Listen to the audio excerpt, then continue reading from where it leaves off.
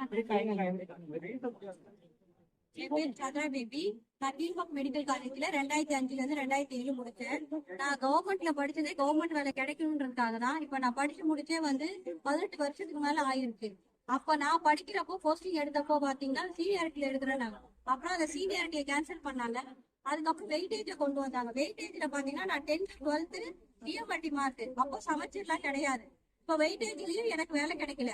திருப்பி இப்ப நான் 10 வருஷமா போராடி இப்ப எழுத்து தேர்வு கொண்டு வந்திருக்காங்க. அந்த எழுத்து தேர்வு பாத்தீங்கன்னா இன்னும் 3 மாசம் ஆச்சு, இன்னும் அமல்படுத்தல. இப்போ திமுக அரசு காலமே முடிய போது எங்ககிட்ட போஸ்டிங்கே கொடுக்கல. வெறும் 60 போஸ்டிங் நாங்க படிச்சு முடிச்சு டிஎம்டி ஆய்வு நுட்பமையில 2 30,000 பேர் இருக்கும். ஆனா இது வரைக்கும் எங்களுக்கு சொச்ச எண்ணிக்கையில தான் போஸ்டிங் போறாங்க. 11 மெடிக்கல் காலேஜ்ல 408 போஸ்டிங்க பணி நியமனத்துக்கு மட்டும் கிரேட் 2 வேணும்னு சொல்லி இது பண்றாங்க.